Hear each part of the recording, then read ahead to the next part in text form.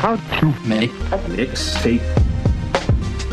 Now, the making of a good compilation tape is a very subtle art, many do's and don'ts. First of all, you're using someone else's poetry to express how you feel. This is a delicate thing. You gotta kick it off with a killer, grab attention. Then you gotta take it up a notch. But you don't want to blow your wad, so then you gotta cool it off a notch. And there are a lot of rules. That's probably because I'm turning Japanese. Are you? Konnichiwa, Roderick. Konnichiwa. Is that cultural appropriation? To say a word in another language? I don't think so. Okay.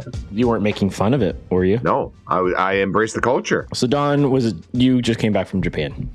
How was it? Yeah. Highlights, lowlights, no lowlights? I wouldn't call them lowlights. There's no lowlights at all. Highlights, the Daruma Temple outside of Osaka. One of the coolest things I've ever seen. I fed deer with my hand. I have videos of that. Amazing. After we bowed to one another, me and the deer bowed to one another. It's too much. It's too much to process. It's too big. So we did our best to break down the different areas to understand for stateside people, because I traveled to Japan. What I thought was going to be the scariest part, which was the 13-hour plane ride. Yeah, not that bad. Nice. Not that 13 bad. Hours doesn't seem too bad. Like I thought it would be longer than that. 13 hours there, direct flight from Chicago to Haneda in Tokyo, and then 9 home to LAX, and then 4 from LAX to Chicago. And that was the shittiest leg of the flight, believe it or not. Who would have thought that American Airlines can go blow a balloon? Yeah. Is that your insult now? Blow a balloon? It's from Linda Belcher. Oh, is it? Okay. Well, yeah. We love the Belchers. Yeah. How could you not? I did get a hot dog for breakfast on the airplane. Right. That classic American breakfast. So weird. Hot dogs are pretty front and center in Japanese culture. Like there's a lot of hot dogs, not like intentional hot dogs, but it's like somebody intentional hot dogs. Somebody misread. Pretty good intentional hot dogs is a great or bad band name. I'm not sure. When somebody sent the fax that said Americans like sausages, Japanese was just like, oh, sausages, that's a hot dog. So like breakfast is served with hot dogs, which again, hot dog and eggs I'm going to throw down on every time, but still it's very strange, like wrapped in pastries, like a lot of hot pig in a dogs. blanket style. Yeah you were loving the vending machine culture though. Vending machine culture is nuts. That you can just buy hot corn soup out of a vending machine in an alley. It's wild. Yeah. And then convenience store culture is so badass. Like you were like eating meals at the convenience store, right? I would say 2/3 of the food I ate came from 7-Eleven, Family Mart, or Lawson's, because it's so friggin' convenient and it's all really good. Like the egg salad sandwich is no joke. Have you seen the American 7-Elevens trying to do the egg salad sandwich? Okay. I'll look it up. Japanese egg salad sandwich. It's cloud bread. So that's like the fluffiest, softest white bread. Not understandingly how white it is, and then just delicious egg salad right down the middle, nothing crazy. Well, I was in a 7-Eleven literally yesterday, and it's like Japanese style egg salad sandwich. So none of the ones in Japan have the crust. They cut the crust off. The ones in the States have the crust.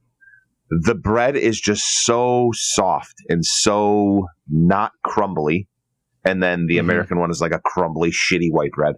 Japanese don't fuck when it comes to egg salad. It says 7-Elevens are trying to offer Japanese-style food as part of an initiative to improve the food offerings in the U.S., including onigiri, egg salad sandwiches made with fluffy bread, it points out. Yeah. Miso ramen, chicken teriyaki, rice balls, among other things. So, yeah, there you go. The rice balls have a name. I don't know what it is. Like they're like a circle, and then there's it's sticky rice, like sticky sushi rice, with shit in it. Sometimes it's an egg, sometimes it's soy sauce, sometimes it's fish, sometimes it's chicken, sometimes it's pork, sometimes it's just like mushrooms and veggies. And I ate 1,000 of those.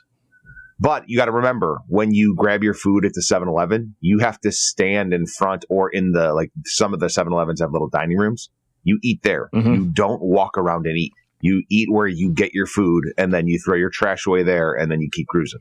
You don't walk and eat. It's like a faux pas. It's like a no-no. Yeah. I got yelled at by a guy the last time I was in London for doing that. I got a sausage roll at the train station. I was walking and eating, and he yelled at me for it. What was weird is there were other people doing it too that were obviously British. So I was like, well hold on a second. Sounds like racism. How is Murder City Devils? I fudged up, you guys. I fudged up. Okay, so met Rungy and an old friend of ours, Mono, for dinner. And I was like, hell yeah, let's meet for dinner. I was a little late. Not a lot late, but I was a little late. And I was like, all right, well, I'll meet you guys there. And I didn't want to go watch the opener. I was a couple minutes late to dinner. I said between 7 and 7:15, and I got there at 7:17, but that's only because I was parking. So I wasn't like, I was late. Yeah, I was late. If we're looking at this objectively, like per the courts, I was late. Per the courts. Per the courts. And then get to dinner, we're hanging out, and it's a blast. Catching up with old friends, good times, great oldies. We're having a hell of a time. And I was in no rush to see the Satanic Puppet Orchestra. Okay. Not Russian. Doors at 7, show at 8. What time would you think the second band starts? Doors at 7, shows at 8. Second band would go on at 8:45.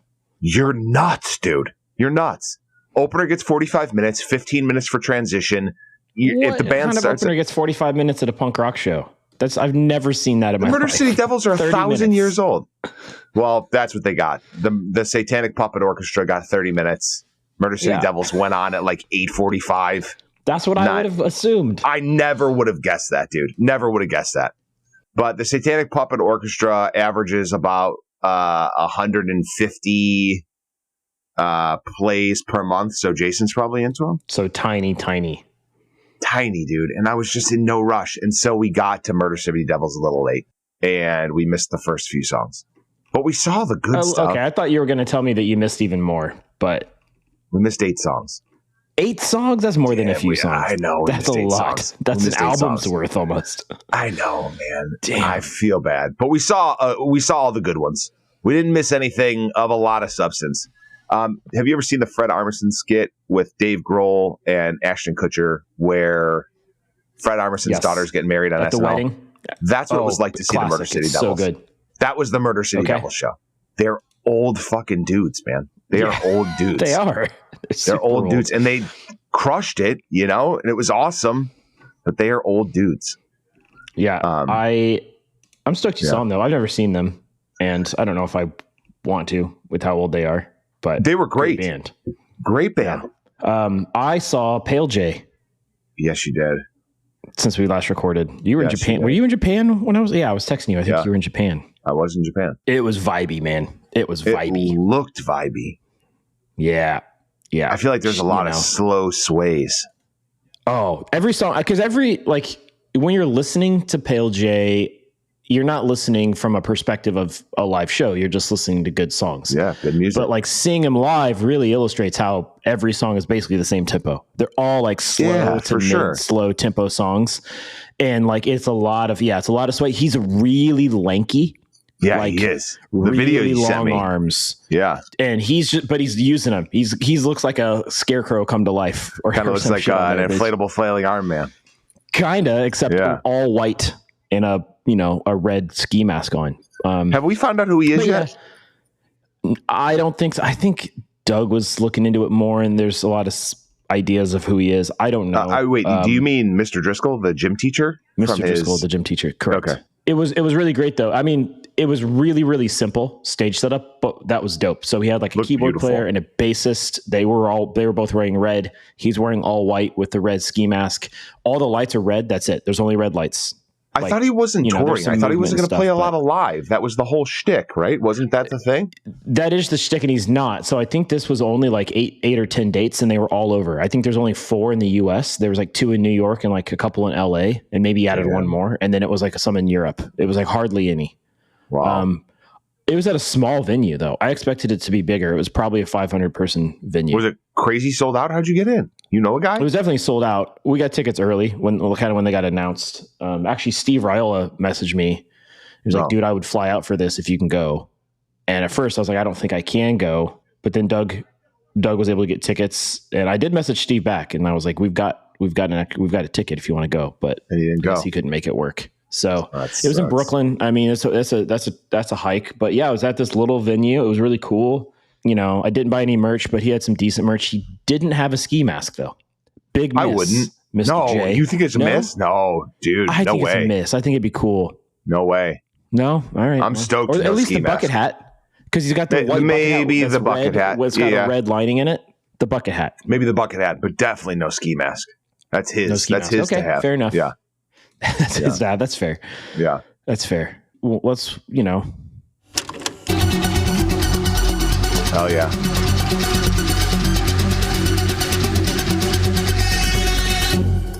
I know we said music news wasn't going to be about new releases, but that Avett Brothers Mike Patton album came out while I was in Japan.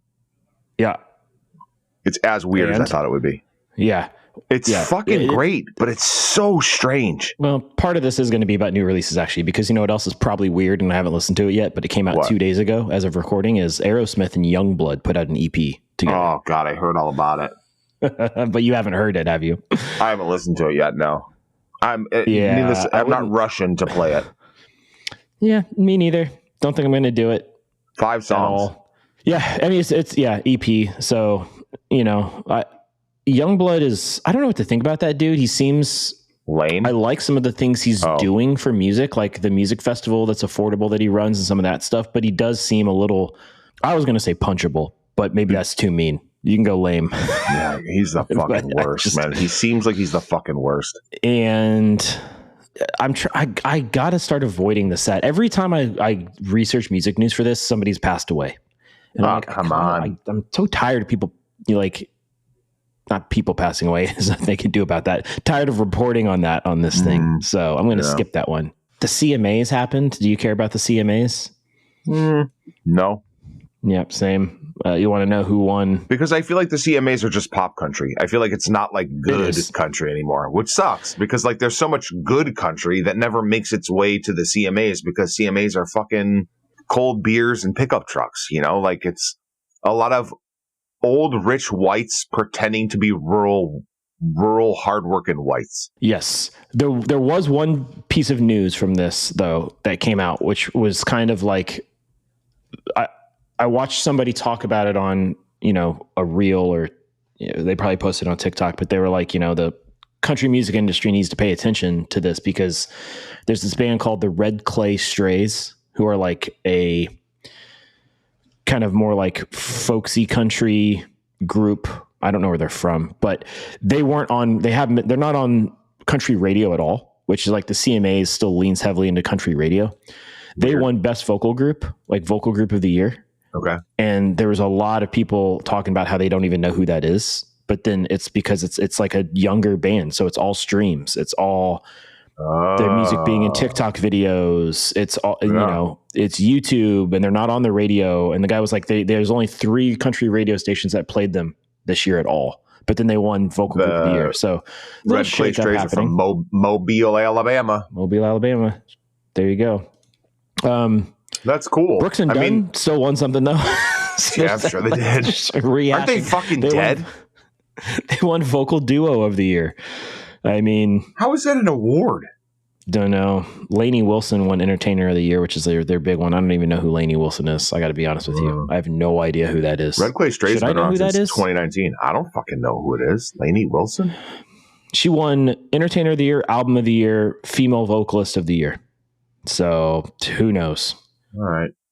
I feel like she's the white female version of what I was describing from the male version. Speaking of SNL, the number one song is called "Heart Like a Truck." Like, there's a song called "4x4" by You. Like, come on, man. Do you know that SNL sketch was just 3 of the women? I think it was Amy Schumer was the host, and she's one of them. And they're just wearing big hats and talking about how that's their personality. No, she's a big hat. She's funny. A big hat girl, big hat woman. Jesus Christ, dude! It's the fucking word. Like, have you Bo Burnham is the comedian? Yeah, who's kind of disappeared. He has disappeared. Well, he disappeared after the thing that he released during the pandemic, which is the best comedy release that I've seen in a long time. But he has a song.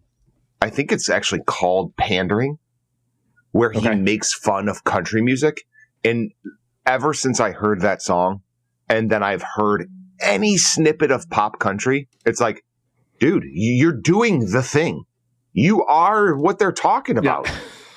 Like, it's so bad, dude. It's so bad. Like, I'm all for musicians and artists that, you know, are making their stake for whatever, but like the pandering that goes on in fucking country music is really sad. That's the right word. Totally. It's the right word because, you know, there's pop, like general pop music has had its ebbs and flows where it's been pretty vapid at times too. I think it's pretty good right now. Like those pop artists are writing just quality songs. Right. And they're not all about the same thing. Yeah. But that's what the pop country is always just pandered. It's just so bad. 4x4 by You. Like that's the title of the fucking song. Right. What the fuck, man? And we like country and folk music. Like we've talked about like I fucking love stuff. it. It's that pop stuff, man. I'm with you, dude. I can't do it. God, it's atrocious, man. Speaking of country and a artist who's come up on the last 2 episodes, I think, and inspired a bit of a rant by you on the last one. This isn't news yet, but there's a bunch of rumors. E! Online is reporting, because, you know, we do gossip now, that Blake Shelton and Gwen Stefani may be getting a divorce. I mean, that's maybe a on chance. They didn't attend the CMAs. You mean there's still a chance? There's been a bunch of rumors. So you mean I still have a shot? You don't want a shot. I would still shoot my shot if I had a chance to talk to Gwen Stefani. Would you? Of course. Talk to, absolutely.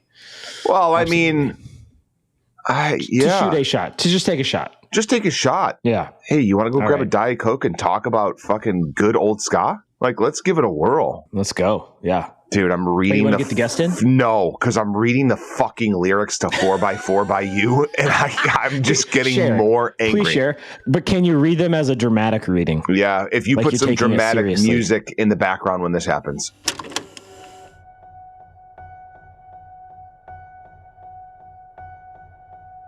I'm the kind to take the keys. Don't sit in a shotgun seat less I want to, and you make me want to. Hypnotized by the white lines. Your hands 10 and 2 on this heart of mine makes me feel at home. Yeah, boy, I'm right at home. Mother 10 and 2 on this heart of mine. Fucker, man. And a 4x4 by You, babe, from Bayou to Kentucky, city to the country, from here to Timbuktu. I think this is the fucking chorus. God damn it. I'm not doing this anymore. Well, now you're all in a bad mood. We got to cheer you up. We got to start talking about some good music. Yeah, let's do that. All right. Let's bring in the guest. All right. Why, hello there. It's me, John Gobblecon, host of the #1 comedy podcast in the world if you don't Google it. This is for Little Gimmicks. This is for their pod. Oh, wait, no, Little Gimmicks. Oh, let me try this again. Oh, my God. You'd think being the #1 comedy podcast host in the world, I would be really good at ad reads, but I am dyslexic. Sorry, dyslexic. I even say the word backwards. Anyways, this is for the podcast known as Mixtape. Yeah, entering season 5. And they want you to know their sponsor that they love, Little Gimmicks, which, by the way, I'm not really a fan of gimmicks. You know what I mean? Bands that dress it up and wear masks and stuff seems a little cheap. But hey, this is a sticker company and they're awesome. So make sure to check out Little Gimmicks right now. Bye, fellow podcasters. Mention how to make a mixtape podcast to receive 10% off your sticker order. To order, email Doug@littlegimmicks.com or visit @little.gimmicks on Instagram. Little Gimmicks, B+ stickers that hold up to piss.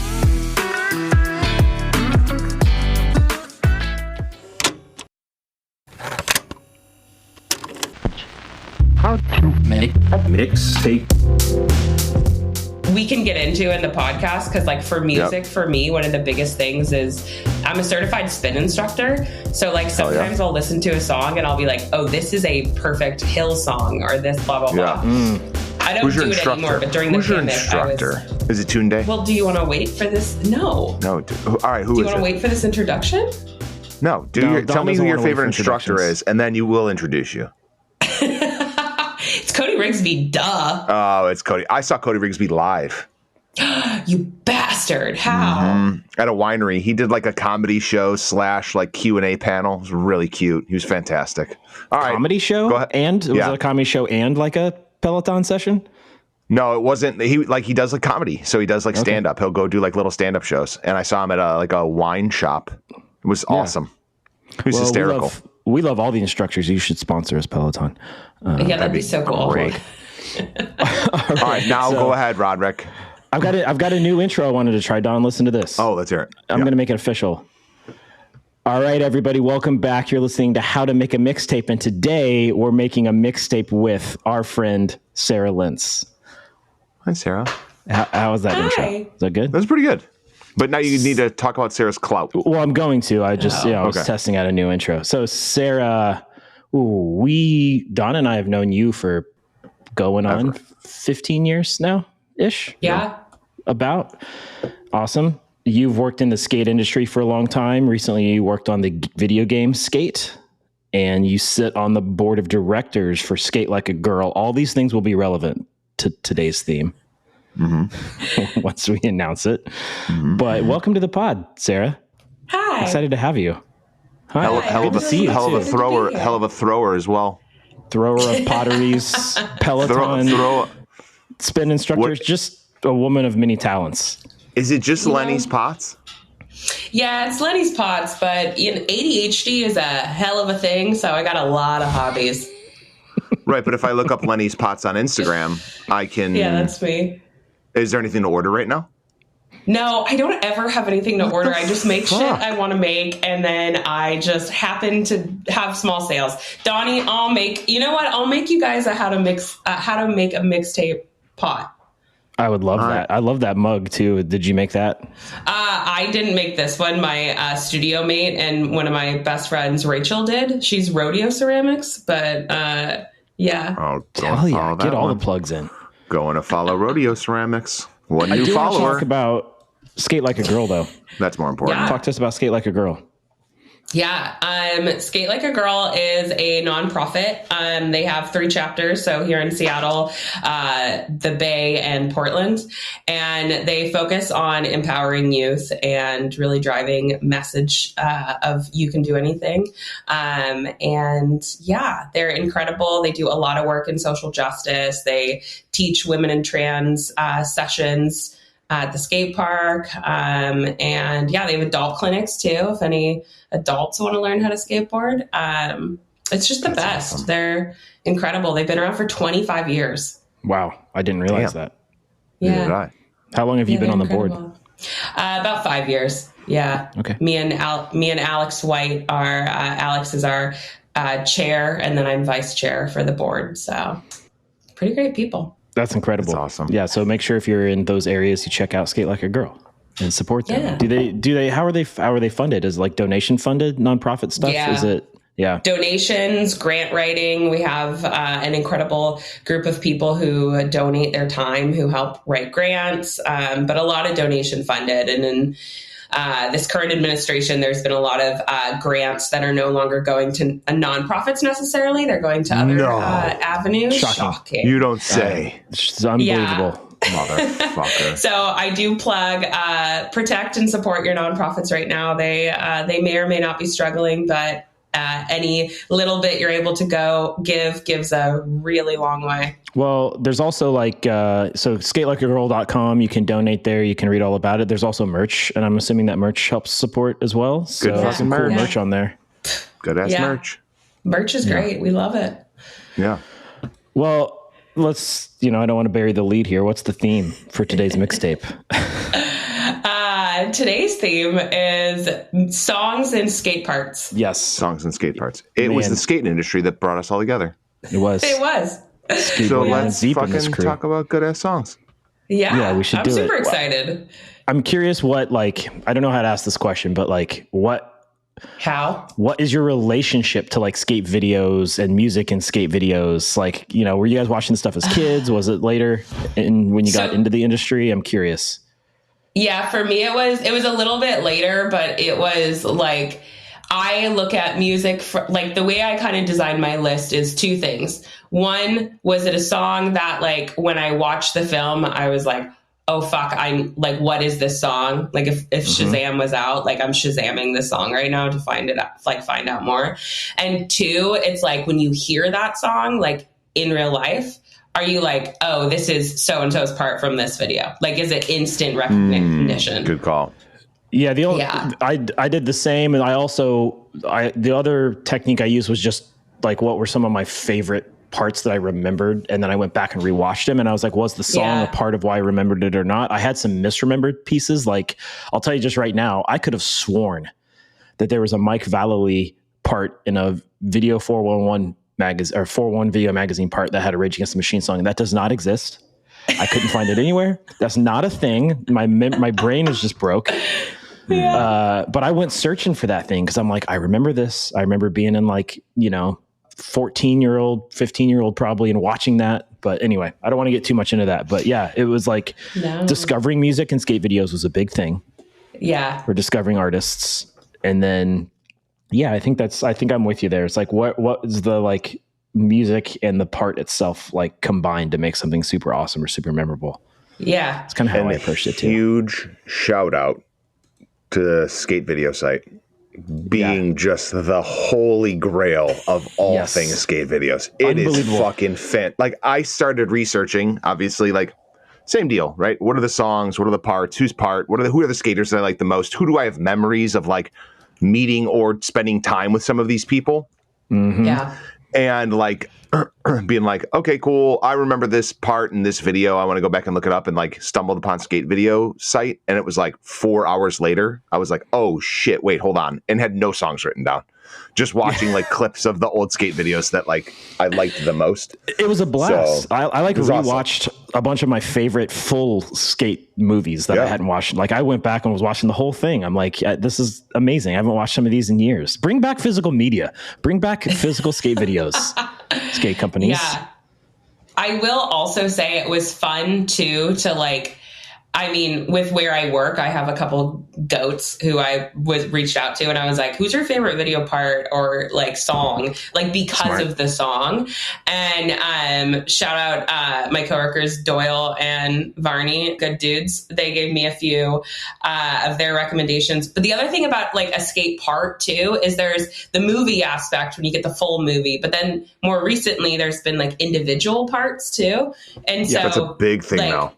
It is. And so it's so much almost harder I don't know if it has the same effect of like when you're watching a whole movie and one individual song sticks out versus like one song for one part type thing. So yeah, because the context matters. It's like feels like it's part of that skater's personality, or maybe the vibe of that video part in that movie fits the song, and it's different from the one that it followed in the movie, right? And so like the flow matters 100%. And like the context of the movie matters. I completely agree with that. And so if it's just the single part on its own, it's like, yeah, it's a cool song. But this is like, no, this fits in a video in a certain way. This fit that skater in a certain way. I have one that's a standalone video part. Nothing wrong with it. I have one that's like a mishmash of parts. So like, yeah. Okay. Yeah. This was the first time I had to type out my list versus handwritten. What? Yeah, totally. Because I had to do movie, year, skater, artist, track. Whereas usually it's like artist track. So I had to do like the whole thing. So I have it fully typed out this time for the first time ever. Feel good about it. I love that. Won't do it again, but I feel good about it. I also want to clarify, when Don says skate video site, he's not saying that in some like vague, there's the skate video site. It's literally skatevideosite.com. And it's fantastic. Mm-hmm. And if you run skatevideosite.com and you're listening to this somehow, God bless you. Just God bless you. We'll email it to him. Yeah, we should. We should send them this episode. Absolutely. Yeah, maybe Skate Video Site will sponsor us a clip on the pod. I remember no merch.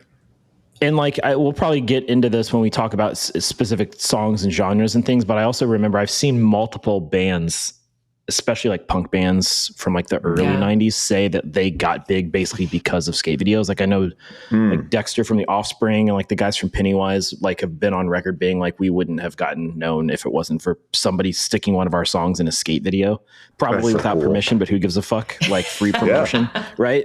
Like, so I think it's really cool. I love this idea of discovering music through skate videos. So I'm excited to talk about this. I had a great time watching old skate videos again. So kind of just want to get into it. We're going to try something new. We're going to use you as a guinea pig though, Sarah. Oh, for God. A second. Okay. So, oh shit, Dawn, it disappeared. Now I have to redo it. You have to retype it all out? No, I can copy and paste it. Hold on. Dawn is, as you probably heard listening to episodes, Dawn is so tired of me reading the rules, the mixtape rules. Yeah. And we're going to try having you read them to see if it makes them less grumpy.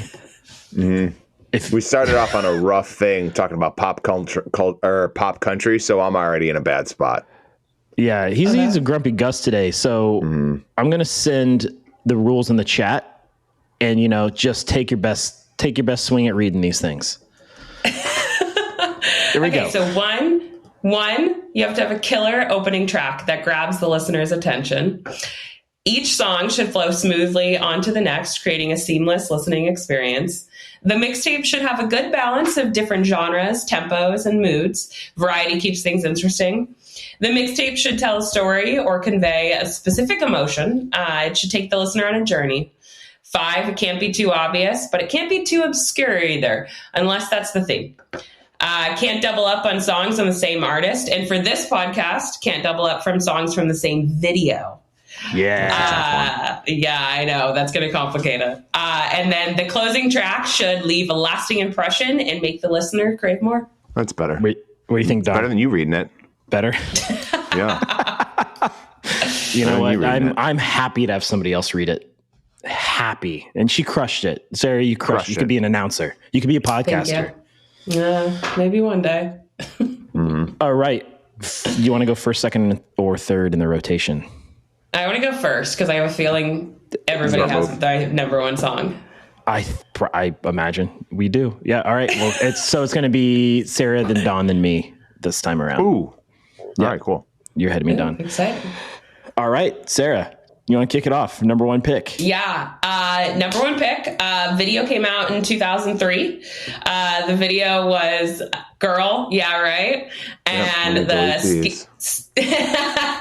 skater was Rick McCrank. And the song is La Tigra Decepticon. 1, 2, 3.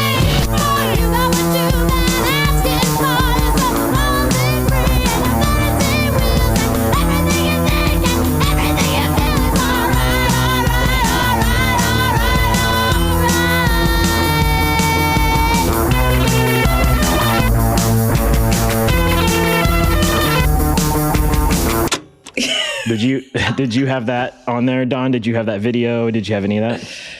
I had the video. I didn't have Rick McCrank's part. I had Mark Johnson's part, but I'll save it for an honorable mention. Yeah. And there you go. I had Brian Anderson's part from Yeah Right. So look at that. We got it all covered.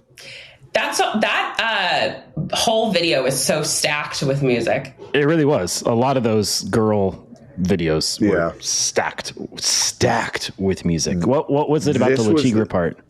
Yeah. Well, okay. So I also have to shout out the fact that this La Tigra song was also used the year prior in a snowboard video. It was Robot Food, one of theirs, and it was Chris Engelsman's part. And so technically that came out first because that was an after bang. But I also had La Tigra Decepticon as my MySpace song for a very long time. Hell yeah. Yes. Yeah. So that was a big part of it. I love this song to this day. You hear that first, like when she comes on, like it's so good. And I love La Tigra just like as a band. I think they're cool. I mean, they're rad. So they just are. They're just cool. Yes. Well, you know, the lead singer is married to one of the Beastie Boys too, right? Yeah. Mike A, right? Is he married to Mike A? Or Mike D? Mike D, I think. Mike A. Wait, you'll have to fact check it. But yeah, she's the lead singer. Couple. 100%. And she's the lead singer of Bikini Kill too. Yeah. As a bass player, I've always loved Latigra. They're always like bass front and center. Just that like simple, awesome, distorted cool, bass. Distorted bass part. Just driving, dance punk stuff. It's just so fun. So perfect for a skate video. Yeah. So good. Yeah. And that opening bop, like it's perfect to play at any time, I think. But where did this fall? See, because I kind of want to. Yeah, so it's like, see, this is what I love. So like, I don't know what the song is before it. Ugly Casanova, I don't know what that is. But the song after this on the video is a John Frusciante song. So like, I'm so curious about like, it would have been so fun to do like the editing, directing, and or music. Oh yeah, whatever for a skate. It was Yeah Right that showed that production in skate videos should and could be a thing. Right? Because that was the green screen, that was the green board, that was Spike Jones, that was fucking Owen Wilson showing up in the video. It was Yeah Right that like said, okay, skate videos isn't just dudes rolling around with handheld cams, like filming their friends' parts. This is like fucking true Hollywood production music video. And like Yeah Right, in my opinion, just completely fucking changed skate videos. Like that took... I mean, of course, there's still like, you know, the grungier skate videos that still came out after Yeah Right. But Yeah Right was like, oh, wait, we have to spend money on videos. And it's worth it because it makes them fucking awesome. Yeah, Spike Jones was doing some like cinematic stuff before this one, but this one brought in like effects and stuff, right? It had like the magic board part in it. And like, the green screen. Yeah. So they were bringing like, to your point, like production beyond just like maybe... Because they would have skits and some other, I don't want to name the videos because they'll probably be on here, but he did some other older ones that had like little mini movies in them almost that looked fucking incredible because Spike Jones is great. But yeah, to your point, Don, like the production level of Yeah Right, just like next level. Yeah, because it was Ty Evans and Spike Jones. So I feel like, and then Ty Evans just like took it to such a different level, and Spike Jones did too in Hollywood, obviously, and still in skateboarding. But it was a good one. And not to get overly geeky about skateboarding for listeners who don't know anything about skateboarding, but this team is just stacked too. Like when you go back and look at who was writing on this video, it's insane. It's absolutely insane. Yeah. P-Rod, Mike Carroll, Rick McCrank, Brian Anderson, Mark Johnson, Eric Austin. It's just like, Jesus Christ. Just stacked video. Yeah. All right. Good first pick. Great first pick. Great first pick. Thank you. Already got to cross one off. Should I save my Yeah Right story for... Oh, yeah, I got to cross this off. Should I save my Yeah Right story for honorable mentions, or should I tell it now? Does the story involve the song? Nope. Then give it now. I say tell it now. I spent a summer traveling with a bunch of different skate teams. Sarah has spent many of those summers traveling with skate teams. And there was a year where we did a couple things with Girl, and we also did a couple things with Lakai. And for some reason, Mark Johnson decided that at every single stop we were at together that we would arm wrestle. And I beat him every time. So I'm gonna hang my hat on that hook and say that I'm still pretty proud of that.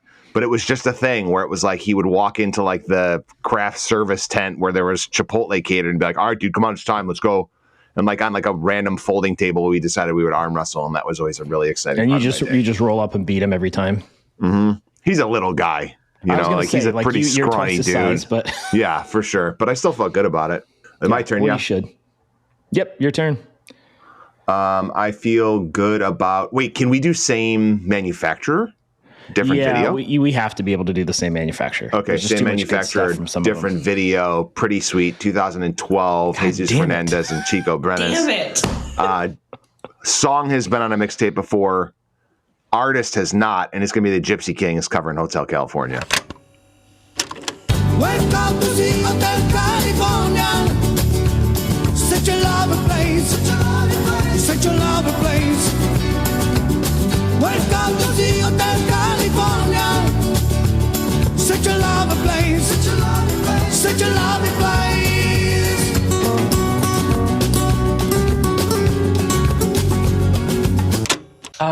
Oh, you went Hotel California. Okay. That's a great part. I absolutely went to Gypsy Kings with the Hotel California. What did you go, Rod? So I think I had the very next part in that video, I believe, which was, so I was split on this one. There's two different I'm just going to say I don't give a fuck about waiting for honorable mentions at this point. This is just going to flow. Okay. There's 2 Justice songs. There's On and On, which is like a mix part. And then there's Sean Malto's part, which is Newlands. Justice. Yeah. Justice. So fucking good. And Sean Malto's just a sweet looking, delightful young man in that video. I love it. So I went slightly different. I also had a pretty sweet song. I went Night Moves by Bob Seger, which is it's Corey Kennedy's part. And it was just like the slow-mo and like just the dance that happened to that song on Corey's part was really good. But no, great steal, Donnie. Yeah. Like I said, it's going to be tough to steal the movies because we're going to go with probably some of our favorite movies. But yeah. Yep. Yeah. So at least we got 2 girl hitters right out of the way. Yeah. Also, Fits in the Tantrums, the Money Grabber. Yeah, Money Grabber. So weird. That song. It's a great song, though. It's a great awesome song. Fits in Tantrums writes great songs, but it's like, I want to hear this in Kohl's, not on a skate video. There's a song called Gypsy on here, too. So I read that wrong from Merciful Fate. But yeah, I know. That's one of my fucking honorable mentions. Keep going, Rod. I would have used that one for the pod, but if you want me to throw that one out, because I was going to keep that one. Because what? You want it didn't get picked. I know, but you just said that one. Now I can't use it. Why? All right, keep going. I'm running out of songs. Oh, talk about Gypsy Kings Hotel California. No, you mentioned the Merciful Fate song. But you picked Gypsy Kings Hotel California. You want to talk about it? All right, keep going. It's your pick. Go ahead. Wait, no, we talked about it. We're good. God damn, he's grumpy. It's Pop Country that did this. It's Pop Country that did this. I will say about that Gypsy Kings part for you. I love the diversity of music on these 2. Like it comes out of nowhere. That Hotel California song, just like a little mariachi number. It's awesome. It's really good. All right. I don't know. This is from a skate video, so I don't think it's cheating, but it's not a specific person's part. The most mind blown I've ever been watching a skate video is the intro for Lakai Fully Flared from 2007. M83, Lower Your Eyelids to Die with the Sun is the song.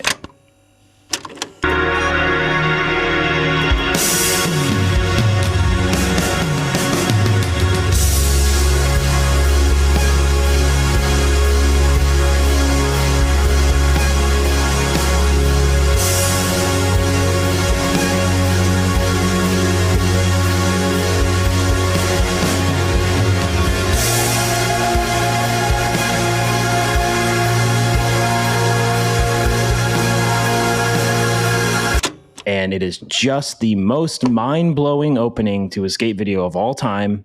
Like you got Costin bursting through that wall and you don't see it coming. Spoiler alert, now that I've already said it, but if you've never seen this video, you didn't know, you thought he was just landing a trick in slow-mo, and then all of a sudden he bursts through a concrete wall and the song really kicks off, and then it's just like explosions and pyrotechnics and like ultra slow-mo. It's the fucking coolest thing ever. Like jaw-dropping when I first saw it for the first time. Yeah. And those dudes were like getting smacked in the face with like shrapnel and stuff in these videos, and you can watch it, you can see it happening. Yeah, in very high definition slow-mo, you can see it crazy high def. Yeah. Yeah. That was like the first move. That was like, it had to have been one of the first movies that like really utilized red cameras in like such a fun way. But yeah. I also had a fully flared one on mine too. I had Mike Moe's part with Arcade Fire, No Cars Go. Ooh. Another great soundtrack. I just think as an introduction, like it was like a movie. It was like watching the beginning of a movie. Like other skate videos, the intros can be, a lot of times they're funny. Sometimes they're just kind of like a reel. This one was just like, oh, I feel like I'm in a movie theater right now watching a piece of cinema. It was intense. And that song, like I don't know who picked that song. It's perfect, but I never would have thought to pick that for this part. But yeah, I love it. I love Costin hits that wall and you can literally see like his exhale and like the spit fly out because it's such high def camera and like super slow-mo. And then Cairo Foster, like I think it's like a 50-50 down that ledge or something, and it blows up behind him and you can see, and he falls, which I love too. Like he doesn't land it, and you only got one shot when you're blowing stuff up. So I just remember this was a big deal when it came out too. this video. Yeah. It was like, And the song I guess was Right had it too, but like Lower Your Eyelids to Die with the Sun. Yeah, Lower Your Eyelids to Die with the Sun, yeah. But they had like the shoes that came out with the video, like with the colorways and like all the shirts and all that. I mean, it was I watched this a lot at work when I probably should have been working. But I was watching this instead. Yeah. Who wasn't? This is part of work though. I needed to know. It is. Right? I needed to know what was. Yeah, I needed to know. I needed to be credible. You needed to know what to say to the children when they came into the store, so you could seem like that really great Steve Buscemi meme of "Hello, fellow children." Hello, fellow children. Have you seen the new Eric Costin skateboard video part in the most recent skateboard video? Yep, that's my life. That's really funny. Good job, Roderick. Thank you. Sarah, we are back over to you. Pick number 2. Okay, well, let's see. Okay, this is the one out of my original 4 that is a standalone part. And this is more recent, so 2022. Hardy's put out a part called The General, and it was for Tyshawn Jones. And it was just him, and this was during his second SOTY run. And it was DMX, What's My Name?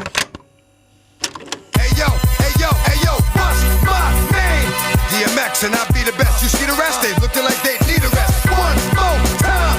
I'ma spit at you some shit that's gonna get at you and be fucking with your mind. Stop talking shit.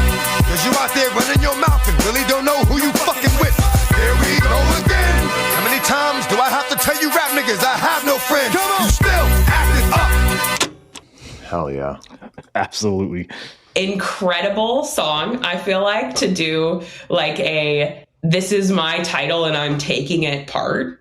Yes. And I mean, yeah, I remember watching it. They did like a watch party, I swear, like, yeah. And I remember being there, and when, like, cause I think they started the video and I want to say it was like 2 gunshots when he missed the trick twice. And then when he gets the trick, when he lands, just "What's My Name" starts, and you're just like, fuck. So good. So good. Yeah. And I mean, yeah, DMX is always a choice. And I feel like this was a really good part for it. What a great song for a skate video, for a video part. Like, just, it sounds perfect for this. Yeah. Mm-hmm. And it's Tyshawn Jones. So Tyshawn Jones, perfect for him too. Yeah. Yeah. 100%. So he's like, I already did this once. I guess I'll do it again. So yeah, it's amazing. That's my second one. Have we had DMX before, Don? At all on the pod? Yeah, but What's My Name is not in his top 10 most listened to songs. Yeah, which is crazy. That's nuts. Yeah, we had Rough Riders Anthem on the Y2K episode. Damn, way back, episode number 5. Oof, forever ago. DMX still 10 million monthly listeners. Good for him. Duh. Yeah, rest hell in yeah. Peace. Duh. It's like, well, obviously. Yeah. When you guys did the Monday morning one, I was dying because I was like, oh, I would have picked DMX. Like, that just seems like, you know, like, that's just gonna get your Monday going.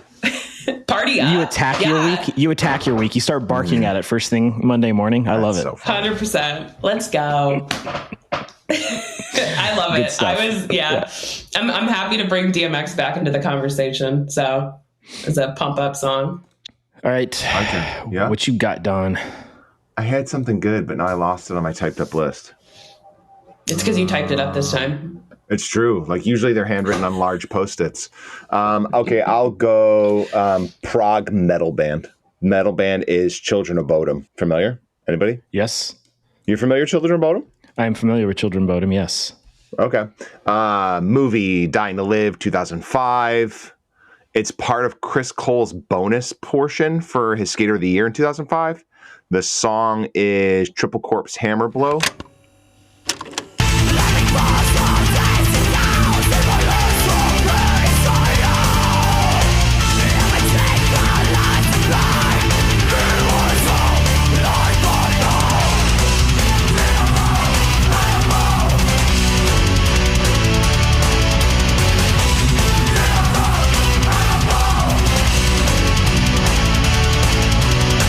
Nobody really does prog metal like Children of Bodom, where they make it seem kind of cool to have weird keyboards in their shit. Because usually you put weird keyboards in it. It's like you get Dream Theater. But Children of Bodom, you don't get Dream Theater with Children of Bodom. You get fucking pretty burly metal with cool keyboards. I'm unfamiliar with the artist. I will not lie to you. However, okay. I'm very familiar to progressive rock with keyboards. Shout out my dad. That was his. That's what he did when he was like a teenager to older. Wait, did Dad play keyboard in a prog rock band? Yeah, Dad played keyboard in a prog rock band.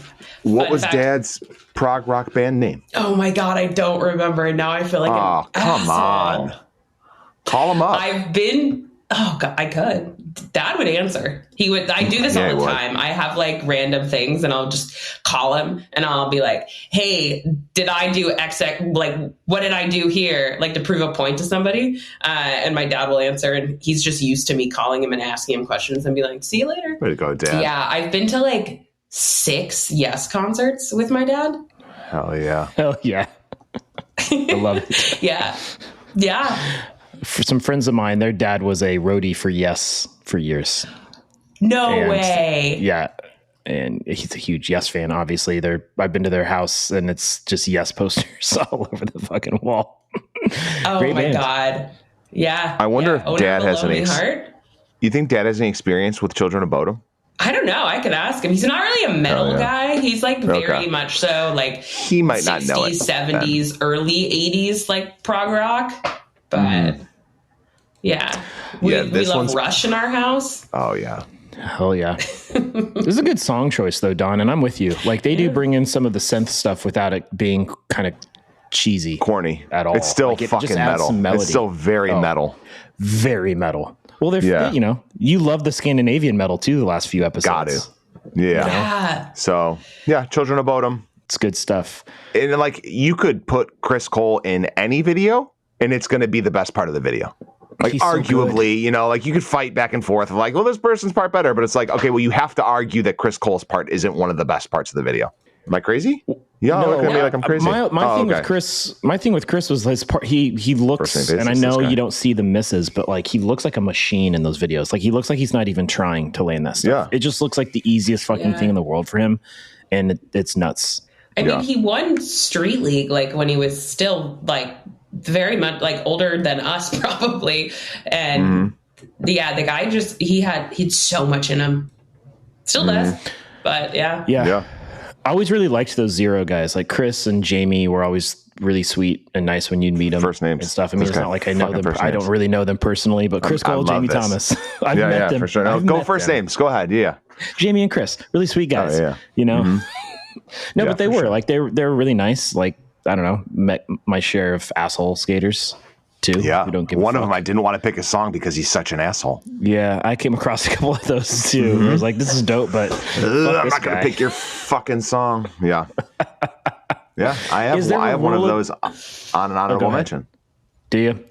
Yep. Is there a rule about picking? Because I don't know. Like I'm still flexing my fourth pick. I'm not sure what to pick, but it was a Chris Cole part, but it's a different video. Is that kosher? Fuck no, but I'm running out of picks if you pick what I'm picking. And that means that you did, so that means I'm running out of them. I'm saying, you can't do repeat people too. No repeat people either? No. Yeah, let's make it difficult. That's fine. I mean, I'll cross that one out then. So I can't do my other Chris Cole part. Fair enough. All right. Well, that changes my next pick actually then, because I was going to pick based on the song, but now I'm going to pick based on the skater because I don't want you guys to pick apart from my favorite skater. So it's a Rodney Mullen part. All-time favorite skater, one of the best fucking dudes. Has some incredible. They're all good. There's not a bad part, and they all have great songs. But I specifically am going with Massive Attack, Teardrop.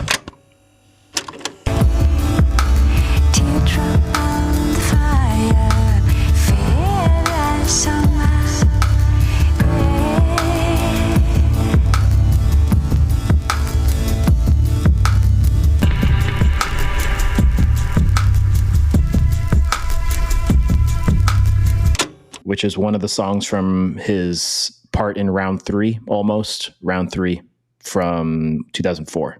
So the third iteration of Rodney Mullen versus Day One song. but this time on Almost instead of World Industries, and crazy good video. And both those guys are absolutely insane, and it blows my mind to watch them skate. It is not human. Neither of them are human. Mm-hmm. It's impossible to do what they do on pieces of wood and metal, and yet they do it anyway.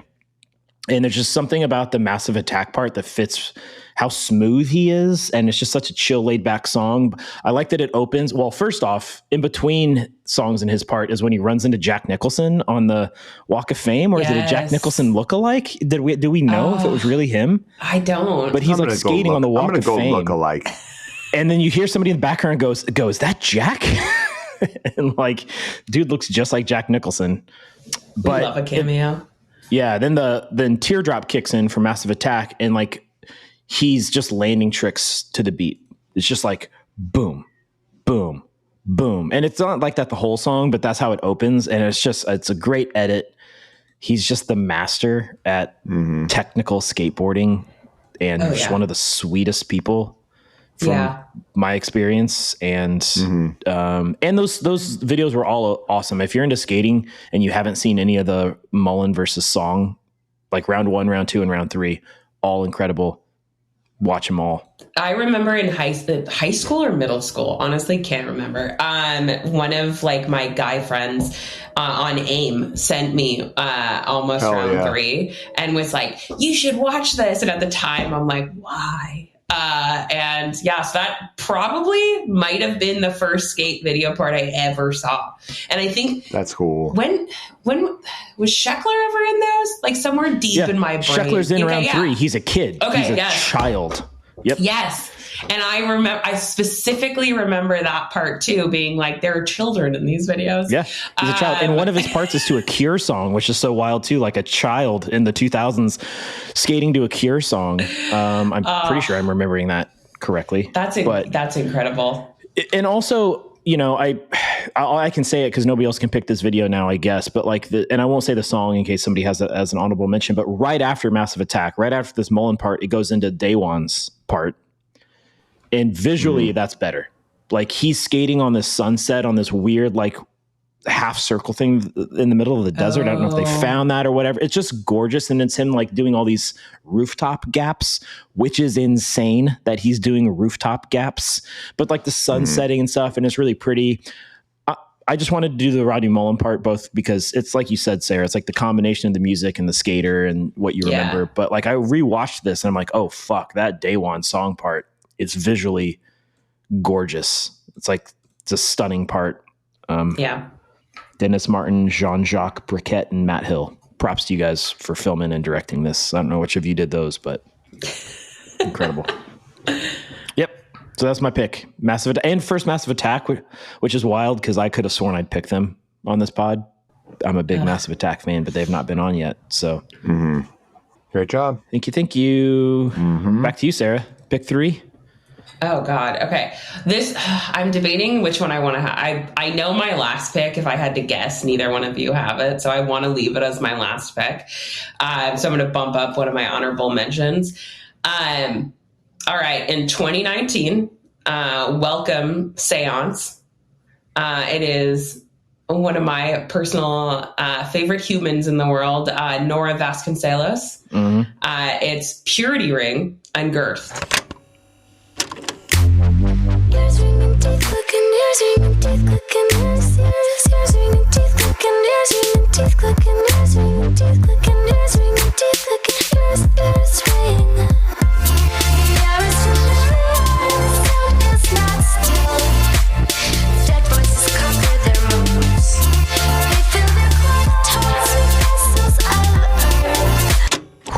Purity Ring's fantastic.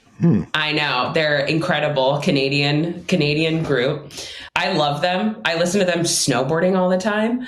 And it's so good for like waves. And I mean, with Nora's skating and how she attacks bulls and different stuff like that, it's such a good song, I think, for her style of riding. And then Welcome's so weird and mystical in the best of ways. And so I just feel like the whole thing, like all together, again, like I'm looking at these from like parts, video, like what the video was, brands, etc. Like I'm a big Purity Ring fan. So what was the song title, sir? Unearthed. Unearthed. Got it. great song name. Yeah. I'm sure you. I don't have much of a relationship. I've heard Purity Ring 1,000 times. I think Steve Raiola made me listen to Purity Ring probably more times than I remember, but I don't have a ton of that big of a relationship with them. So I'm excited to get back into it with this one. They're great in general, but specifically the album that Ungirthed is on. It's on an album called Shrines from 2012, and this whole album is like a no skip, incredible fucking record. Mm-hmm. That's cool, and it fits Welcome's vibes perfectly. I mean, Purity Ring. I think I met Nora once or twice, maybe. She was awesome. You've probably met her many times and know her. But me, Donnie, and Nora all got our face painted together in Chicago one time. That's cute. Yeah. Like $1 million.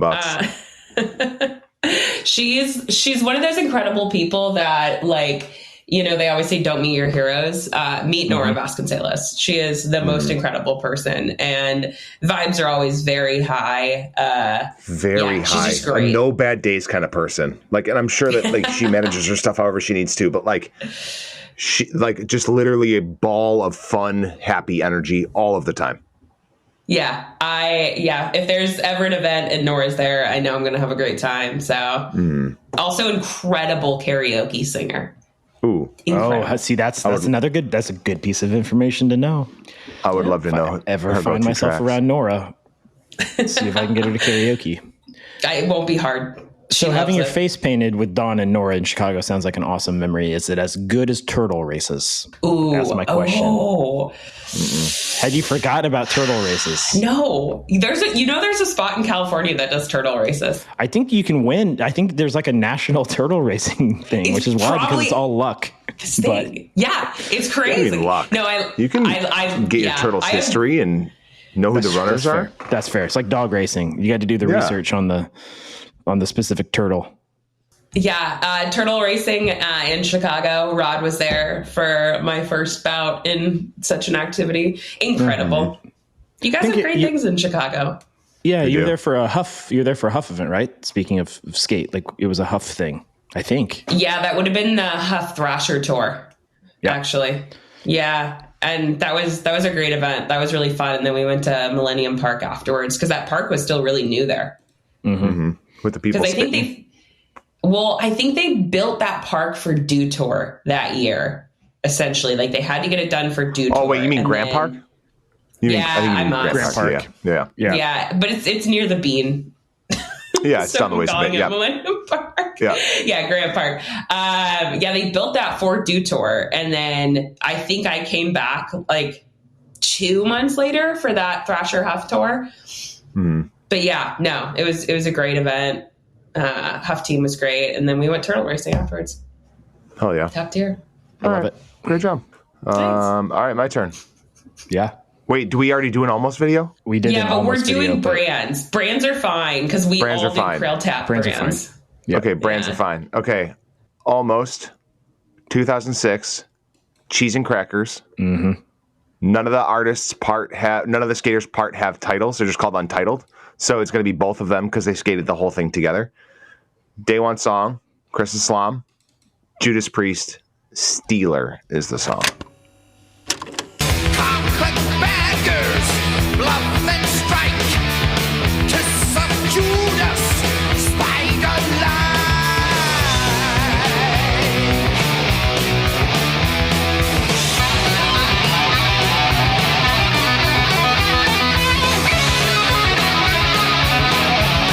Which Judas Priest has not been on a single fucking episode up to this point, Rod.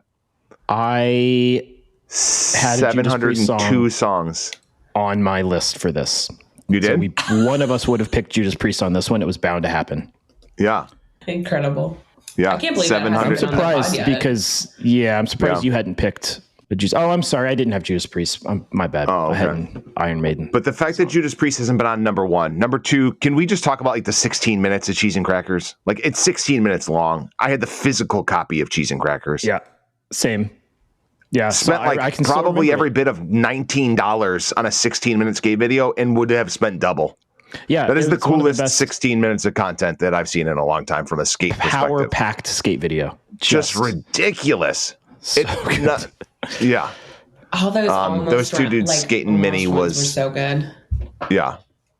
Absolutely insane. That was like from what you mentioned it already, Don. Like what Yeah Right started continued through basically like 2010 maybe. Not that there aren't great videos after there are, but there was like 2003 to 2010 was just like just the fucking unreal skate videos. Production kept going up. The parts kept going up. Everything was pushed to be better and better and better, or interesting concept for the video, or like, you know, like cheese and crackers, for example. Like it's like no other video looks like that or is like that. It's great. It's really good. I only have one song left that isn't going to break a rule. So fingers crossed we make it through another rotation and I don't get screwed because I've got one song left. Otherwise, I have more songs, but all that break rules. Yeah. This is not the first time I've had this thought, but it's the first time I'm saying it out loud. Okay. Do you think that after, so they carved cheese and the title cheese and crackers out of blocks of cheese. Do you think they ate those after they took the photos? God, I hope so. I hope so. I would hate to see it go to waste. Do you think because somebody's grubby hands was all over it that they didn't eat it? I feel that same way about edible arrangements. Like, does people actually eat these? Yeah, like, do people, like, once everybody has finger fucked my fruits, do I still have to, like, eat them once everybody's carved them into flowers and shit like that? Like, you know, it got warm when they were farting around with it, and then they threw it back in the fridge. Like, now I got sweaty fruits. Yeah. That's called foreplay fruit. That's it. What? I didn't know now that was a you get the main course. Oh, I don't know. I'm nervous about it all the time. How many edible arrangements have you been sent? Yeah, that's a great question, Sarah. How many edible arrangements have you gotten, Don? Too many to know that I don't want. I'm not in a rush to eat them. You know what? You're shitting on that, but nobody's ever sent me an edible arrangement, and you should feel loved. Nobody's ever loved me enough to send me fruit in the mail. Nobody's ever loved you enough to send you warm fruits. Warm fruits. Yeah. Oh my God. Oh God, I feel like you can kind of get the fruit slimes from them after they've been kind of touched too many times. Ugh.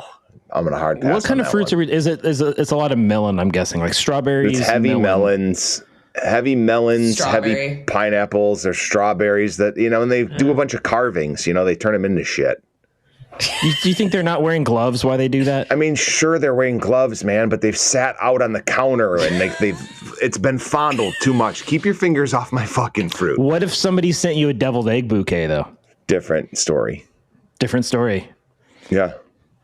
We're approaching Thanksgiving at the time of recording. I'm so excited because our Thanksgiving, one of the people brings like so many deviled eggs and they're so fucking good. And so that is what I'm most looking forward to on Thanksgiving. When you say so many, do you mean just like the quantity or like different flavors? Of deviled eggs? No. Okay. There's like, we'll go through a platter and then we'll be like sad and then they'll run out to the garage fridge. Everybody knows what a garage fridge is. They'll run out to the garage fridge, get the second or the third platter, and it's like everybody re-energized. We're back. Deviled eggs, baby. Hey, good on them for refrigerating that second platter too. I mean, second and third and maybe fourth. There's a funny viral video, and I'm going to do my damnedest to find it for you guys, of like this dude that's responsible for cleaning up houses. Like he's obviously cleaning out like old abandoned houses, or like he's getting houses ready for estate sales. And you see him like wandering through this house, and he starts to like film around this house, and there's like a stack of deviled egg trays. And like as he's filming, there are thousands of deviled egg trays in this house. It's just trays for deviled eggs. And at one point in time, he says they had deviled eggs trays for deviled eggs days.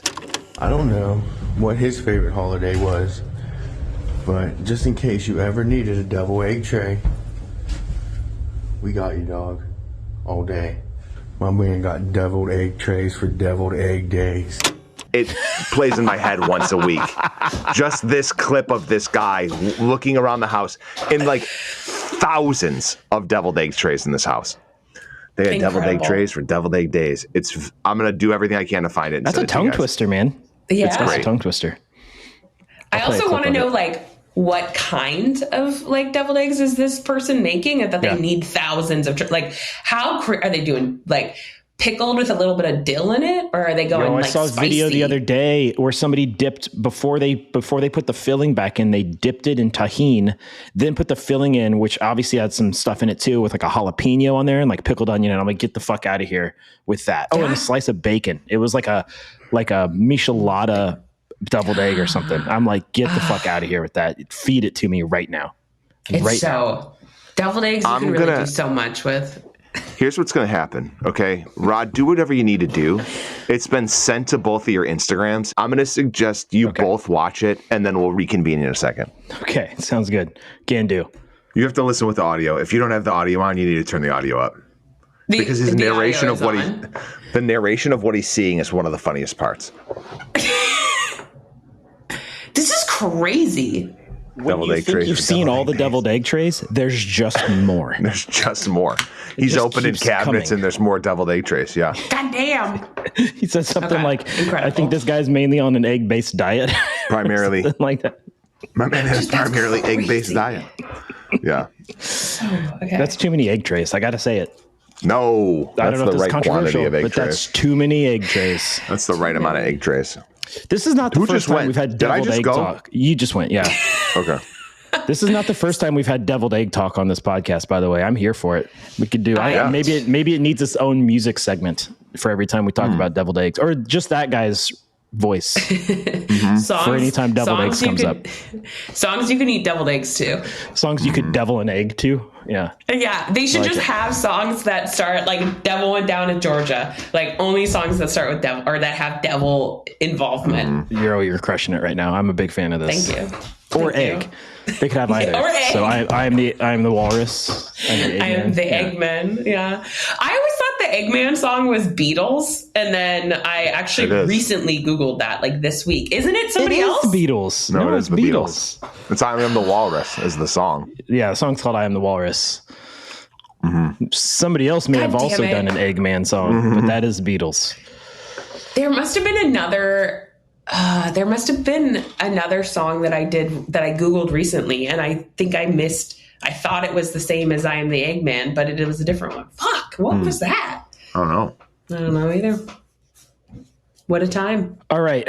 So my third pick, this is the last of the picks that was in my top 4 originally, because I had a couple steals here. So this kind of goes to that whole idea of learning about artists through skate videos. And I, to this day, only know this artist from skate videos. They are in a lot of them, and I know nothing else about them. I even tried to look them up, and their Wikipedia has almost no information.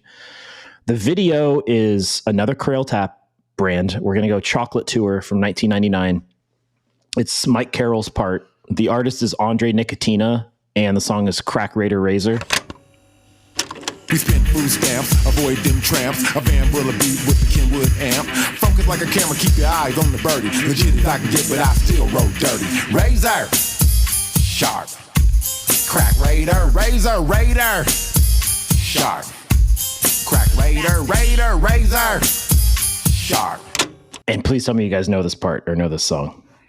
I don't. No. Andre Nicotina is a rapper. It's like a 90s kind of like boom bappy. It's almost like Wu-Tang sounding at times. And he has songs in so many skate videos. Like if you just type in Andre Nicotina in that skate video site, so many. And have you ever heard of him? Have either of you ever heard of Andre Nicotina? No. Only people who apparently have are skaters, because like I get the sense, and I don't know this, I'm guessing, but I get the sense that like at some point somebody put one of these songs on a skate video. A bunch of other skaters watched it, was like, that's dope. And then started listening to Andre Nicotina and then putting him in more and more skate videos. I half expected it to say something on the guy's Wikipedia because it's a really small Wikipedia. He obviously never got huge. He's still around. He's still rapping. He's from San Francisco. He's got 335,000 monthly listeners. It's kind of a lot. Yeah, he's not small, but like you've never heard of him.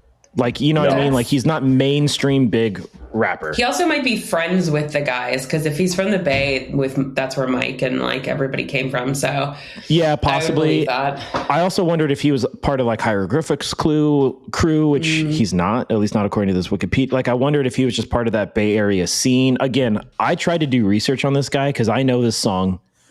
Then What's I the saw track? how many of his other songs. The song is, I got to make sure it's a bit of a tongue twister for me. It's called Sk8er Razor. And yeah, and it's also, Mike Carroll's just awesome. So he crushes this part, but the song's dope too. And going 20th century back to 1999 with this one. Dang. I also think like that's something we haven't touched on too, is when a skater's part is like so perfectly them that it encompasses like what's a song or like artist that's from their like hometown. Oh, good call. Yeah, I didn't even think about the hometown connection. I was thinking more of like the content of this. Like the hip hop made sense, but even like the content of the song, like the Sk8er Razor, like the whole connotation in the song is about being like sharp and crisp and all this stuff. And like you're watching Mike Carroll like land these like crazy crispy tricks. Like they're just like legit, like everything is just like nailed down, and it's just a dope song. And I think I haven't really talked. I talked to a couple people too. Sarah like hit up a couple people and was like, "Hey, what are standout parts in your memory too?" Just to make sure I wasn't like forgetting anything. And this is one I brought up to a friend, and they were like, instantly, as soon as I said it, they just started singing that chorus, and I was like, "Okay, you got it." So it's not just me. But is that you trying to show that you have some street cred? It's the one place I had street cred. This is the only part that I had any street cred at all on this. Everything else is like, there was this one part. I was like, is this one okay, guys? I knew something. Yeah, for sure. Basically, I had to check myself. That's great. I got to come off as an expert on here. I love that. Man, I wish I had somebody to bring me bagels, Sarah. What the fuck? Yeah, bagel delivery. You never got a fucking edible arrangement. Nope. Yeah, no edible arrangements. Only thing I've ever had, somebody did mail me a Illuminati's pizza once after I moved away from Chicago, but they didn't bother asking as if it was a deep dish I liked, because then they would have learned that it was not one that I liked. What was on the shitty one? I ate it anyway. It was a pepperoni one, which first off, they're known for their sausage. Right, that's their thing. Yeah, it's a whole patty of sausage on the top. It's an entire one patty of sausage across the top of the pizza. Yep, some real Chicago shit. I know. Wow. Shout out Shane Deegan for introducing me to Illuminati's. It's the shit. It's the least shitty of the Chicago deep dish tourist pizza. I would agree with that. Of the big chain touristy spots, it's the right one to go to, or just don't go to one of the shitty chain spots and go. If you really want deep dish, there's other spots in Chicago. Yep. Or just get a bar pie, get a tavern style. Yep. It's over to Sarah for her final pick. Okay. It's the last one, Sarah. Oh, can I say one thing real quick? Sorry, I meant to mention this. I would love for you to say one thing. Yeah, go for it. You mentioned the production earlier, Don, and you're right. I think, really upped the production. But Chocolate Tour from 1999 has a fucking incredible, there's 2 different storylines that run through it, and they're so good. It's all the skaters as old folks in an old folks home being like abused by like the guy's very Happy Gilmore-esque in that way. Like they're kind of being abused by the guy that works there, and they're just reliving their old skate days. That's fucking funny. And then there's this other part where they're scamming, and I can't remember who's doing that part. I don't know if you remember, Sarah, but like 2 of the skaters are like scamming people. So they're like don't want to do this demo, but they still want to get paid. So one of them, like, they've got a dummy and they like fake an injury, I think, if I'm remembering correctly. Take him to have to leave to take him to the hospital, but he's not actually hurt or something like that. And they're just getting, I don't remember. There's some kind of scam through line, but there's like a storyline. There's like 2 separate storylines in it, in between the skate videos. And again, Spike Jonze was involved in this one, so he just we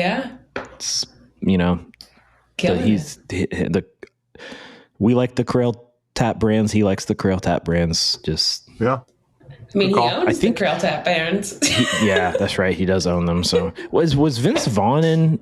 He wasn't in this, was he? He was in a different. He was in Pretty Sweet, right? Yeah, I think. Yeah, I think you're right. Oh, you're really making me dig deep in my brain. Sorry. How I'm thinking of things. I don't know either. So yeah, okay. We'll figure that out. All right. Sorry. That was the thing I wanted to say. No. Yes, Vince Vaughn is in. Well, okay, my last one. It is last pick. It's a bit of a wild card, but I had so much fun picking this one. The skater was actually in the Chocolate Tour video too. So in 2002, Red Dragons produced or made a video. RDS/FSU Colin McKay's part was to Rasputin, club remix. Rasputin, lover of the Russian queen. There was a cat that really was gone. Rasputin, Russia's greatest love machine. It was a shame how he carried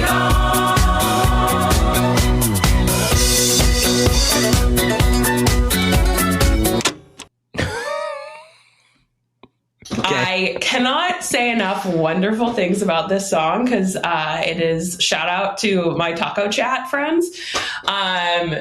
We love this song and we play it whenever you need to like bump up the hype in the moment. But for Colin's part, it's like classic early 2000s skating debauchery. He starts it as a child. It's just incredible, and having that there's a lot of silly antics as well as skate stuff. 100%. Yeah, like they're doing like beer bongs halfway through. I think. But call. It's like it's also like vert skating, like so much vert skating, and it is just to Bonnie M. Rasputin club mix, and that's so funny. If you don't know that song, get with it. It's amazing. I don't know that I know the club mix, but do you think people don't know Rasputin? Most people know the club mix. You know the club mix more than you know the original. Is that the one I know? Okay. Yeah. And okay, also, I loved the movie Anastasia so much as a child that when I learned that, like, one, that was like a semi-true-ish story. But like, I was like, oh, this song, what's it called? Rasputin? You mean like the guy that tried to do Anastasia so dirty? Yeah. Shout out all around. Just incredible song. But it scratched every itch. It did. It got it all. We got a reference to a friend group. We've got a great skate part. We've got a great vintage, not Disney movie. Non-Disney We've got cartoon, it all. Yeah. Fantastic. Yeah. And just a great song. You want to sing? Great song. You want to sing the part for everybody, Sarah? See if they know it. No, Rod, you're our signature singer on the song. Go ahead, sing it for us, Rod. No. You always do. I'm tired of being the only one that sings on these pods. So I'm not going to be your puppet and sing here. That's funny. Dance. I'll dance to it, though. It's so good. It's a good one. It's really good. Fun to have a little dance, like some disco on here, too. Yeah. Yeah. Great call. Has this song very been mentioned diverse yet mix on the pod? No. Or am I bringing this new? Turns out Boney M hasn't made it yet. Yeah.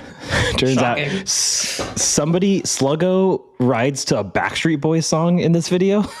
Yeah. Okay. Sluggo, honorable mention. In the beginning, they call him and they go, "We found the song for your part." And he goes, "Oh, what is it?" And then they're like, "Backstreet Boys." And he's like, "Fuck you guys. I am not fucking skating to Backstreet Boys." And then it starts the song. And it's fantastic. Like, watch the video. It's so fucking good. And it's incredible bangers for one video. Yeah, that stand the test of time. I will absolutely go back and watch this. This sounds incredible. This sounds like everything I want out of a skate video. I love the antics. I love the skits. I love all of it. Yeah. It's great. Sweet. Anyway, I also love the packaging for this one. Old VHS exclusive. Like you said, 2002, red cardboard cover, white Red Dragons logo on it. Also coming out with a VHS only video in 2002. Like, I know there's still VHS out there, but we are fully in DVD times in 2002. Are we fully in DVD times? Yes, we are. Like, I mean, they're still probably putting it. Yeah, dude, I just saw something the other day that like the very last VHS that Universal ever put out was in 2003, I think. So this is very much like the end of VHS. So in this one video, like, talk about an array of music. So they have Guns N' Roses, Warren G. Regulate. They have Madonna, Like a Prayer. I Am Kamosi, Don, which you've picked before. Ini Kamosi, yep. The Doors. Yeah, you got Backstreet Boys, The Doors, like, oh my God, Ozzy Osbourne, Cat Stevens. Like, somebody was just like hitting the shuffle button and they have fun with it. Safety Dance. Oh yeah, Men Without bonus Hats. safety 100%. dance. Ah. Wild.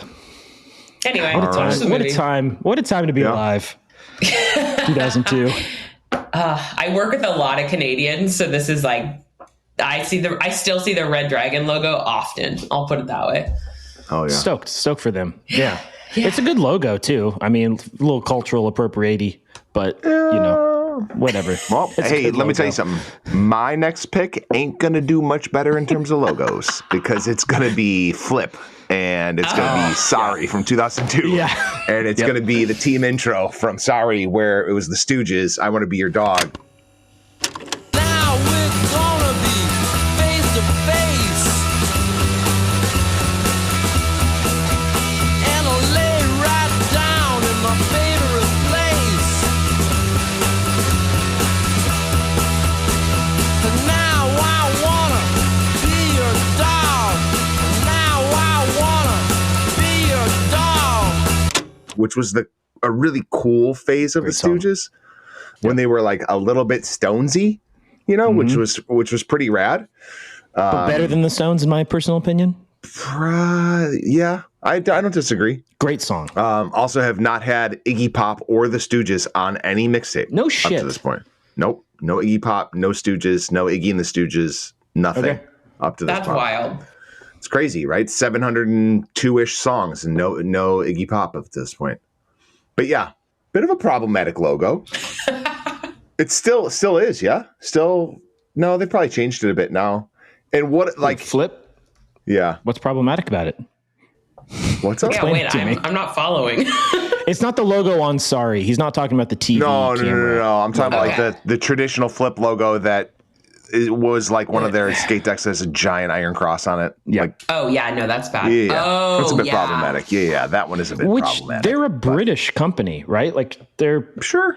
or the guy who founded Flip is British. know. It's Ian Deacon. And then Jeff Raleigh was pretty heavily involved in the beginning. Yep. Yeah, Ian. Where is It's he still their from? logo. They just removed the iron cross from it. So I think they agree with you. Yeah. Don. Yeah. They literally just extended the eye up and it doesn't have the cross on it now. So Okay. I think somebody good, was good, like, good up on them. Somebody was like, probably a bad Yeah, call. I mean, that's Indy like got rid of right? it too. They got rid of it. Yeah. Yeah, 100%. I mean, good on them. Maybe should have been Yeah. on it sooner, all around. Maybe somebody else should have like Sure. called that out a little sooner. But yeah. Anyway, yeah. But another what? just Go another for it, Rod. super classic skateboard video, but also stoked that you picked the Stooges, dude. Because that just that old school kind of like punk rock adjacent. And I / punk loved rock. when some companies got a little skate video lazy, like Sorry and then Really Sorry and Extremely Sorry. Yep. Like I loved like the Baker 1, Baker 2, Baker 3. I love like a lazy approach towards skate videos. Like we're not really going to go too hard on the names, but the video parts are still going to be fucking awesome. Mm-hmm. So that was another good one. I remember both Sorry and Really Sorry just being fucking awesome. Yeah, this is one of the videos I have pretty strong memories of. So I did go back and look at this one, and I would have picked something off this, but my most memorable moments on this video, I've already it's got a Placebo song, Every You, Every Me, which I believe I've picked that song on this podcast before. It's got Lou Reed's song that I've definitely picked on this pod before. It's got a Prodigy song, and you know how I love this video is big. Like I loved this video. There was too much on here that I'd already picked, which is good because you picked the Stooges, which is probably the right pick actually. Which has not made a mixtape. Yeah, so I'm stoked on that one. Yeah. David Bowie too. So, Yep, Bowie's on here. Yeah, it's a good one. Gray Matter is on here. It's awesome. A couple Bowie songs. Hell yeah. All right. My turn. Last pick. Yep. So I mentioned it earlier, but we haven't talked about 411 Video Magazine yet. Or do those count as skate videos? Yes, they do. Yeah, absolutely. Right? Yeah. Of course. Yeah, 100%. Did either of you have 411 Video Magazine subscriptions? I did not. No. I did not either. However, my that was homie the did. number one biggest contributor of skate content. Number 2 was Thrasher, and then number 3 was Transworld. That makes sense. So and first off, the idea of a video magazine, brilliant, because they really were So cool. Like they had the advertise, like all these skate brands were producing commercials for 411, just like you'd have a ad in a magazine, but now it's like a video commercial. And those were, of course, they were awesome too. Like those were practically just as good as the skate parts. Is like watching, fucking the Osiris commercial or whatever that comes on. I also did not have a subscription, but my friend did. And he would basically, when he got tired of a tape, he would either loan it to me or give it to me. I think I wound up with like 5 or 6 of them that I just never gave back But this was a big part of like me getting into skating was 411 video magazines. And they didn't really do skater parts, right? Like it was just mashups of teams or skaters. Like you weren't really getting like a fucking, you know, whatever, like a Rodney Mullen part that was just him. But what they did have is they had every issue had a profile, which was like a skater talking about themselves, talking about their background, and then they would skate. And so that was the closest they got. So I'm choosing, it was a profile section of 411 Best of Volume 6, which is from 1999. It was Jeff Rowley's profile. And the song I'm going with is Stiff Little Fingers, At the Edge.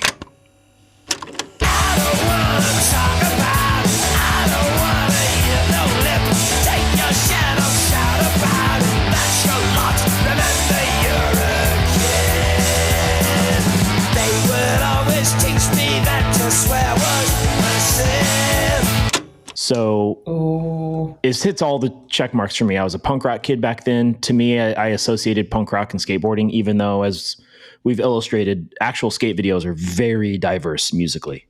But back then, you know, like sophomore in high school, I associated punk rock and skateboarding as all the same thing. Jeff Rowley, just an awesome skateboarder. He's really young in this. It's like he had just started skating professionally. So thick accent, living his best life, you know, just over in the States skating. And he's basically a kid in this profile. But it was Stiff Little Fingers, and there was two songs during this part. And the one I'm going with is Stiff Little Fingers. I think the other one was either Suicidal Tendencies or it was another like punk song. So, and I was like instantly liked that dude. You know what I mean? I was like, I like this guy. I like his style. I like that he's a little punk rocker. And so, yeah. Plus, I get to talk about that's awesome. 411. Do you follow him much now? I don't follow a lot of individual skaters anymore, like on social media or whatever. Like if I see them, you know, like I'll still watch some skate videos sometimes or parts, but no, I don't really follow many people. So he does still skate a bit, not as much as he used to. Okay. But now he owns a brand called Civilware, which if you haven't checked that out, you need to go check out Civilware. It's like knives and like outdoor apparel and like all sorts of cool outdoor lifestyle shit. And then he is a guide for big game hunting. Like, really? Like, what a badass. For, like wild fucking ram hunting and shit like that. And is like sponsored by Yeti and like fucking takes people on longhorn ram hunting trips and shit like that. It's wild, some of the like the post skating lives that some of these guys live. Yeah. Absolutely insane. Yeah. So like I could see David Gravett doing that too. Cause like he's a big fly fisher. And so like I could see him doing like fly fishing like company. And cause he's sponsored by a bunch of like fly fishing companies too. Well, like there's like all these skaters are doing golf stuff now. So that's a whole, that's like opposite of the outdoor world, but maybe not. But like all these dudes are doing like Malbon stuff or launching golf companies now. And it's nuts. Dag Nasty was the other song, not Suicidal Tendencies. But hell yeah. There we go. That's the mixtape. Honorable mentions. Oh Christ, most of mine are fucking repeats. Taken already? But yeah. Well, it's Sarah, you go first. Yeah, Sarah, what else did you have on the list you didn't get to pick? First one's very recent. It is from the Dickies video, Honeymoon. And that was 2024. Shout out to my Dickies family, Joe Face and Sam. But it's Dylan Yebspart. I hope I'm saying his last name right. I'm probably not. I'm so dyslexic. But it's a Charlotte Gainsbourg song, Deadly Valentine.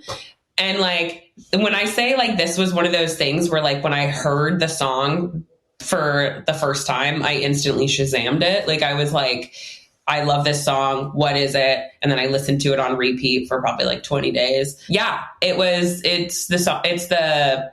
that introduced me to the artist itself. Dylan skates incredibly. He's like, dude, he's crushing it. Just one? Do you want to throw out a couple more? Oh no, I have another one. I forgot which order we were doing this. Okay. My second honorable mention is for a few parts. Alexis Sablone in PJ Ladd's Wonderful Horrible Life in 2002.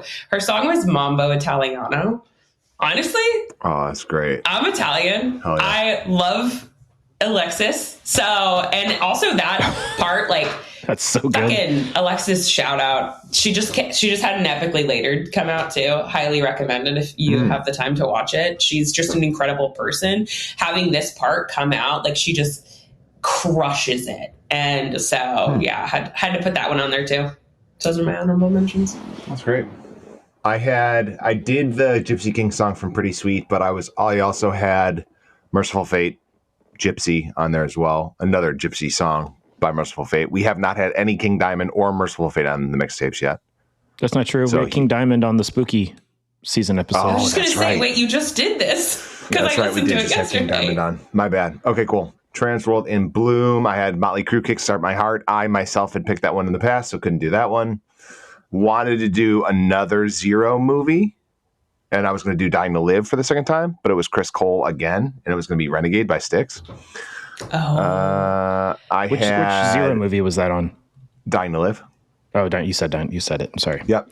And then I refused to fucking pick him because of how much of a giant piece of shit Dustin Dollin is, but fucking Nick gave him the bad seeds from the Vulcan video where it was Mercy Seat, but I refuse for that dude to get any kind of accolade in any setting. So, yeah. Great song, though. All right.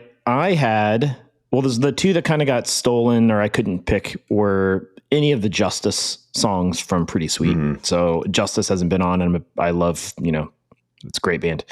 And then I was going to pick the Interpol song, Obstacle 1 from Yeah, Right, the Brian Anderson part. So those two got stolen. Interpol's not been on yet. And then the other honorable mentions I also had a Chris Cole part from Cold War in 2013. So Power Slave from Iron Maiden. Fucking that part rips. That song is perfect for Chris Cole. I had Pete Rock and CL Smooth, Can't Front on Me from Santa Cruz Days of Our Lives all the way back in 1993. I definitely didn't watch this in 1993, but Chet Thomas was my first ever favorite skater. And so I kind of went back and watched Chet Thomas's old skate parts and this old Santa Cruz video. He skates to this Pete Rock and CL Smooth song. And it's awesome. It's just an awesome part. He's really young. I was a big Chet Thomas fan growing up. So great shoe. Great globe fucking shoe, dude. That globe great shoe. Globe puffy shoe. Was it the first like really chunky tech shoe? Like it wasn't the first chunky shoe, but it was also like that chunky, but like tech, you know what I'm talking? Techie. It had all the, dude, I don't know if it was the first, but it was one of the first. I still remember like I don't think I had Thrasher, Transworld ads for that shoe. Oh, yeah. Fuck, dude. Great shoe. And then the only other one I had, and I wanted to call this out because I went back and watched this movie because I remember loving it, and it is gorgeous. But the music is kind of lame a little bit. But Stay Gold from 2010. I do like Andrew Reynolds' part. It's Edward Sharpe and the Magnetic Zeros. It's Om Nashi Me is the name of the song, which you would recognize the song. I didn't recognize it from the title, but great, gorgeous, beautifully shot skate video. But the music's kind of meh. Yeah, I agree. It's all kind of one note. It's not that the songs individually are bad songs. Like Tom Waits, great. Dead Meadows, dope. Like Mata Hoople's great, whatever. But like it's all kind of just this like same level video. It's also John Miner did incredible videos for America for years. Like he's one of those other ones that's like just incredible. Yeah. And like I said, it's beautiful. But yeah. I'm looking over the list that I originally pulled from, and I had from Zero Dying to Live, I had the Proclaimers for John Rattray. That one was on there. I had a Sean Ware for the year that he won SOTY from the Nike Chronicles 2 video, 2013, Death, Politicians in My Mind. And that one was really interesting because like I wouldn't have guessed it for a Shad. And like his previous parts were James Brown and Real One and MJB. And and Fat Joe. That's right. He had Fat Joe and Wear and Tear. But yeah, like, I don't know. That was another one of those that was just really interesting, skater versus like song. And then how much say do you think they're picking their own song or it's like a joint decision? Like, no, I would think they'd pick their own song. You'd think so, but yeah. It depends. It truly depends. There's some video parts where, 100% they're picking their song. And then there are other video parts like Sluggo and their Red Dragon thing where the filmer's like, no, this is what part you're getting, or this is what song you're getting. And nowadays there's so much in licensing. Like if you don't get a song, like, I mean, people are busting out parts so quickly. And it's like, if you don't have your song like approved by the date that you need to release it by, like there's so much dumb back end stuff that goes on. So yeah, I think that's, there's a lot of like approval bullshit that we go through, but yeah. Don, you want to read the list out? I'm already. What? Oh, read the list out? Yeah, for sure. The mixtape? I also wanted to take Antoine Dixon and Baker 3 had a Notorious B.I.G. song, and I wanted to pick him because of the story that I had wandering around the streets of Salt Lake City, Utah, of him trying to drop kick street signs. But we'll pass on that for now. We'll save that one for another time. Dude, I'm surprised Baker 3 didn't come up, though. It didn't. You brought it up, but... Yeah. The list is as follows. La Tigre, Decepticon, Gypsy Kings, Hotel California, M83, Lower Your Eyelids to Die with the Sun, DMX, What's My Name, Children of Bodom, Triple Corks, Hammer Blow? I think that's what it was. Massive Attack, Teardrop, Purity Ring, Ungirthed, Judas Priest, The Stealer, Andre Nicotina, Crack, Raider, Razor. But I think it's only 2 names. When I looked it up, I think it's only 2. Either way, Boney M, Rasputin, the Club Mix specifically, The Stooges, I Want to Be Your Dog, and Stiff Little Fingers, At the Edge. That's all 12 songs. Sarah, put them in the right order. Don't mess it up. God. Wait, I have to put them in the right order? Shit. Yeah, not right now, but like Not in right life, now. you're going to put them in the right order and send it back to us. Got it. Okay, great. Thank you. Don't mess it up, put them though. on the spot. Thank you. Shit. Do a good job. So we didn't even talk about Mike's order. You didn't look at it, did you? There was such a debate over who was going to have the lead off song. What song do you think he led off with? I hope it was First of the Month. It was not First of the Month. Then he fucked up. It was not Montel Jordan either, though. Then he double fucked up. Then he blew it twice. Way to It go, was Mike. Spiderwebs. Actually, You opened with Spiderwebs. Actually, he blew it a third time when he didn't show up to the mixtape the first time. Yeah, you opened with That was Spiderwebs. incredible. Too. You guys did great. Mm-hmm.